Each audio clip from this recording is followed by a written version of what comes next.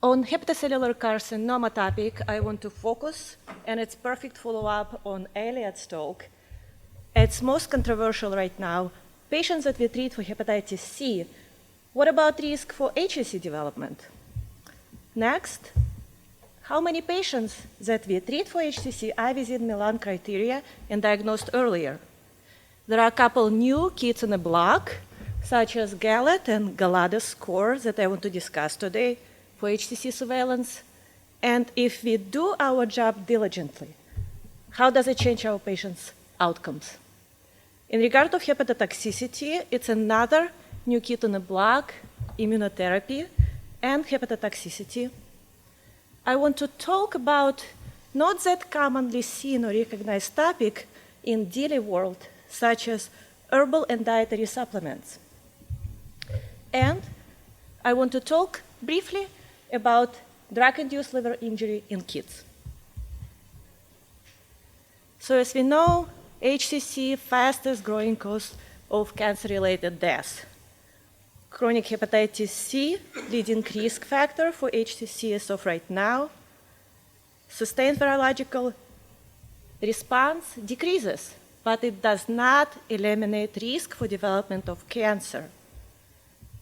As Elliot brought to our attention, these patients recompensate.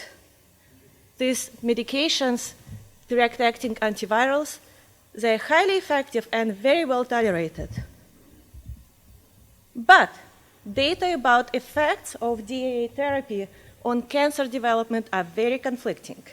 As we know, it was big splash in hepatology world from Barcelona group stating that patients who were treated for cancer, treated for hepatitis C, were at high risk for cancer recurrence.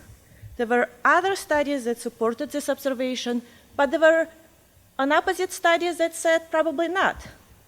So one of the groups took a task to ask a question: what is the effect of DAAs on risk of HCC development? So this group from United States, and they look on incidence of hepatocellular carcinoma after DAA therapy. So population was screened through electronically retrieved cohort of hepatitis C infected veterans. I want to emphasize that as you understand, these patients are mainly males, and data not completely generalizable, but extremely valuable, and data are well collected. So total cohort was about 17,000 patients. Some patients were treated with interferon-based therapy, some with DAA therapy, and they had control patients that were not treated for hepatitis C. Patients that were treated with direct DAAs, they were older. They were more likely to have cirrhosis. They're more likely to have diabetes. And all of it, as you know, are risk factors for cancer development. But these patients were also more likely to have sustained virological response, which is very important. So what the group observed that cancer incidence rate was similar between interferon-based treated group and DAA-treated cirrhotics. They also observed that HCC-free survival, which is new fancy outcome in oncology world, in cirrhotics with sustained virological response, similar and independent of treatment, especially on earlier follow-up months. This observation that DAA probably doesn't worsen outcomes in patients with cancer and doesn't lead to increased risk of cancer was also complemented by a study that is ongoing right now. It's multi-center and it's United-based study, which showed that patients who were treated with DAAs, median time to recurrence was about 13 months, and patients who were DAA naive, time to disease recurrence was about 8 months. And that was statistically significant. Again, HCC stage at time of diagnosis is extremely important. And early stage patients, 5 years survival, 50 to 80%. but advanced stage patient survival less than 10%. Population affected by hepatitis C, it's our baby boomers. So how many patients of yours who are baby boomers will be diagnosed with early stages of HCC? The study from California showed that it would be less than half. While over the last decade, rates of HCC among baby boomers increased by almost 60%, which is scary. While diagnosis on early stages for patients to be within Milan criteria changed very little. If we will break down stages by race, our African Americans even less likely to be within Milan criteria. Men in this particular cohort were less likely to be within Milan criteria, and patients with Medicaid or no insurance, which is sort of intuitive, but it's important to recognize. So what can we do to improve surveillance of cancer in our patients? We do have, as I mentioned, new kids on the block. Mayo Group proposed GALADUS score. I use this opportunity to introduce sort of two new kids, one of them GALAD score and another one GALADUS score that most of you probably know, but we don't use it yet on everyday basis. So GALAD score uses serum markers. That incorporates gender, men getting 1, females getting 0, age, AFP, and this is particular subfraction of AFP.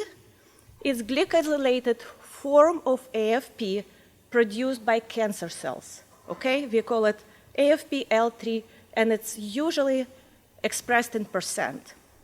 We have AFP, and another lab that you might or might not be familiar with, it's DCP.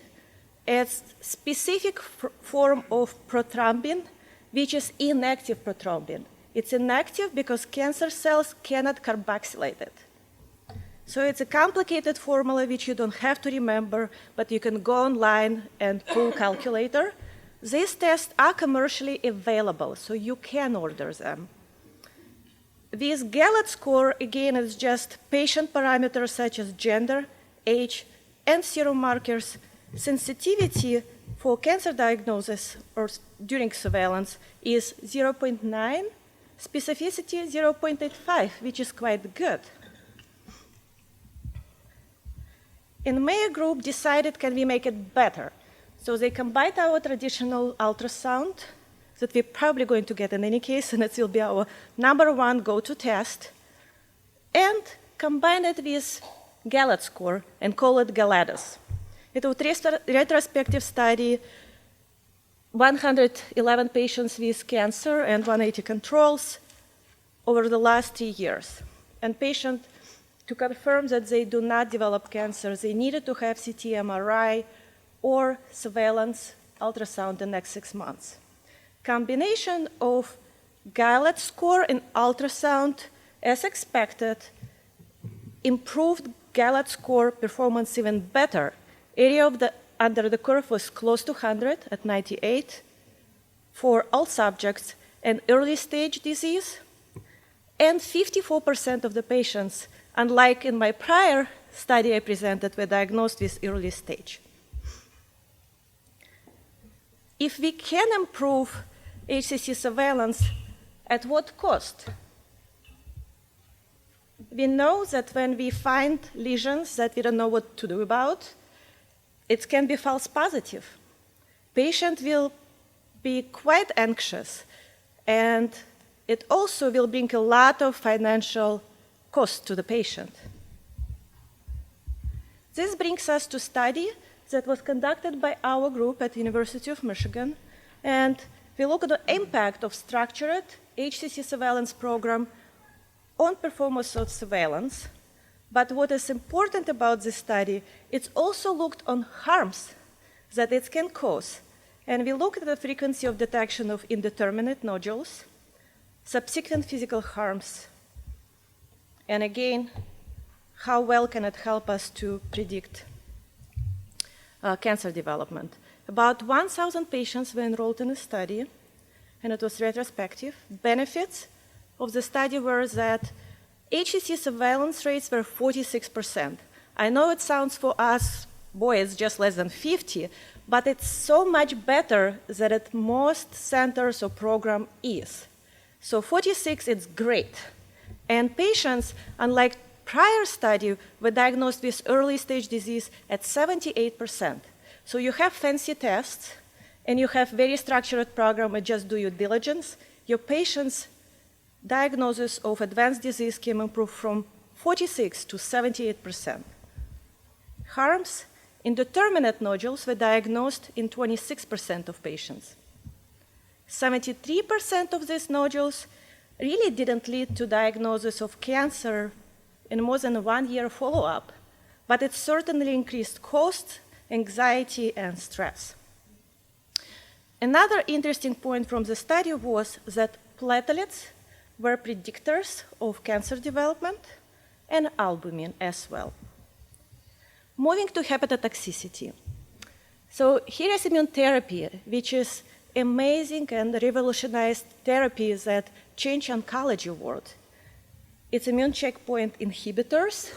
I will not go into details, but the goal of this therapy is to take break of immune system so it can attack cancer cells, okay? There are multiple medications, and when you go on trials.gov, you will find a lot of studies right now. But one of the first approved were for melanoma, and they call them CTLA-4, checkpoint inhibitor, pembrolizumab, PD-1 inhibitor, approved for variety of cancers. Nivolumab, which is extremely important for our hepatology world because it was recently approved by FDA as a second-line therapy for HCC. So what is scary about this medication? That there are cases of fatal hepatotoxicity. And as you know, these patients are quite sick.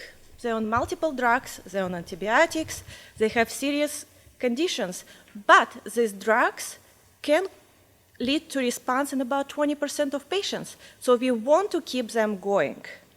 These medications often used in combination, and if used alone, checkpoint inhibitor can cause toxicity anywhere from 1% to 13% of patients when used in combination. Therefore, how can we recognize and improve diagnosis of treatment of immunotherapy-related hepatotoxicity?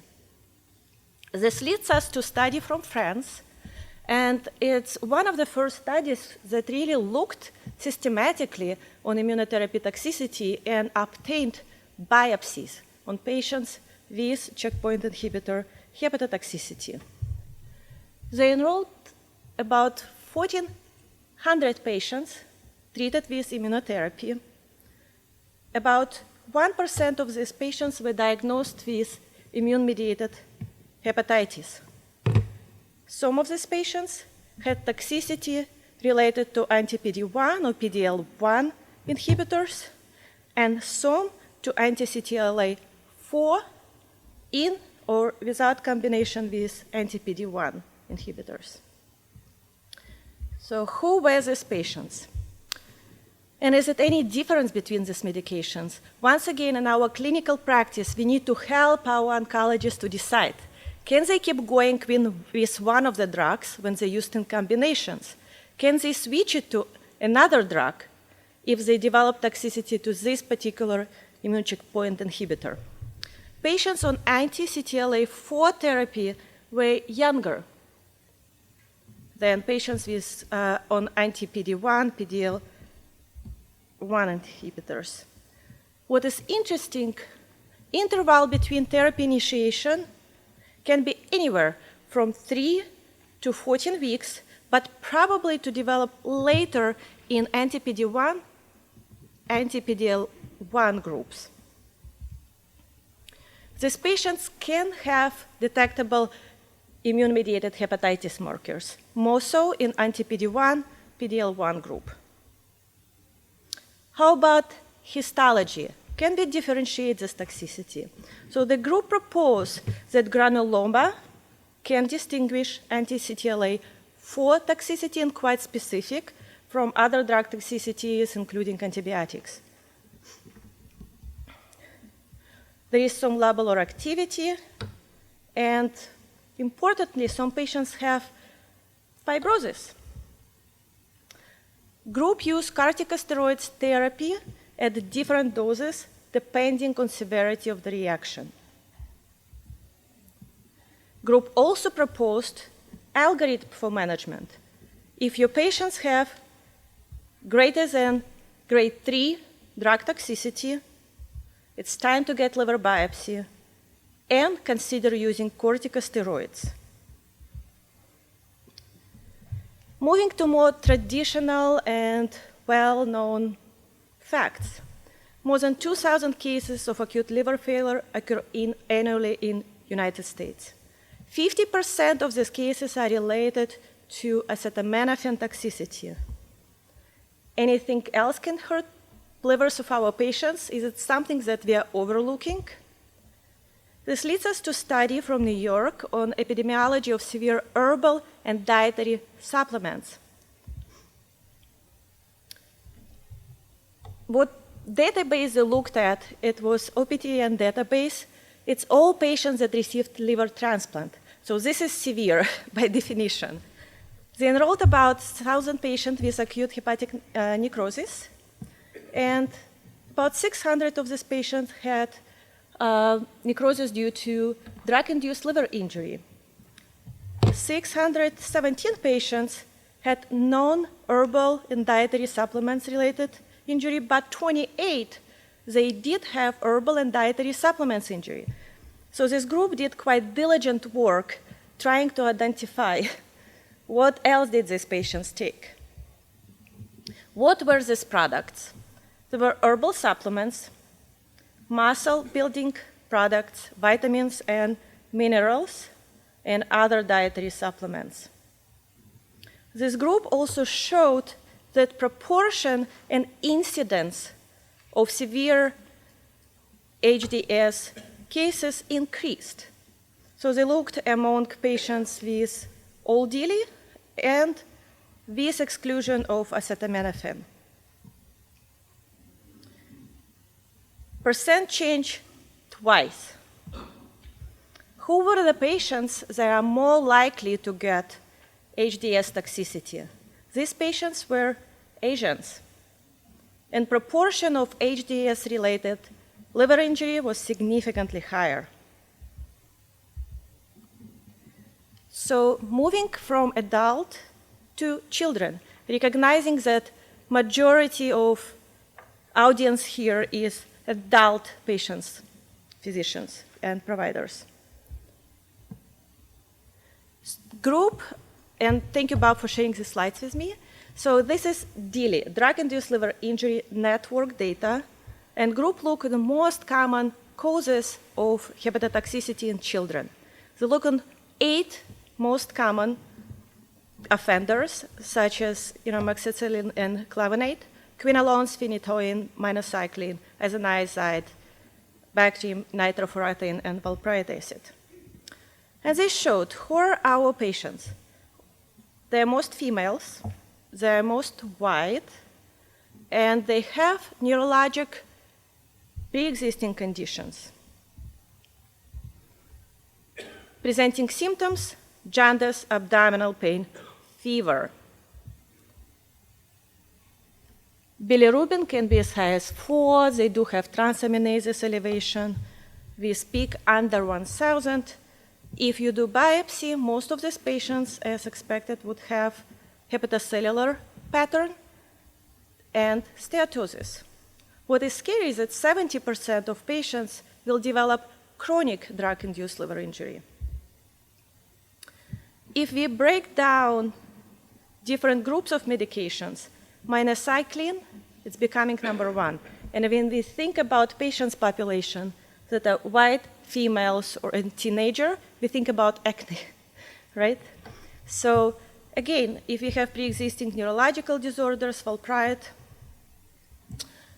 what is scary is that in liver transplant group, so it's small number of patients, it's 57, but they had 3 transplants, and for example, erythromycin and sulfisazole toxicity developed within 10 days of intake. I want to wrap up, and take-home points from my presentation would be that association of DEAs and increased risk of HCC is not proven yet. Less than 50% of our patients of baby boomers cohort will have cancer within Milan criteria. GALAD and GALAD US scores might improve HCC surveillance, and there are new options. And it does not eliminate our diligence that can even exceeds all these fancy tests. Immunotherapy is new risk factor for hepatotoxicity, and it will be more and more coming our way, patients with checkpoint inhibitor toxicity. If patients have severe liver injury and there are no identifiable risk factor, we need to look at their medicine cabinet, refrigerator, and ask about herbal and dietary supplements. And teenagers, minocycline and antiepileptics are becoming leading cause for DILI. Thank you. I want to thank you all colleagues who shared their original work slides with me, and thank you for being here today.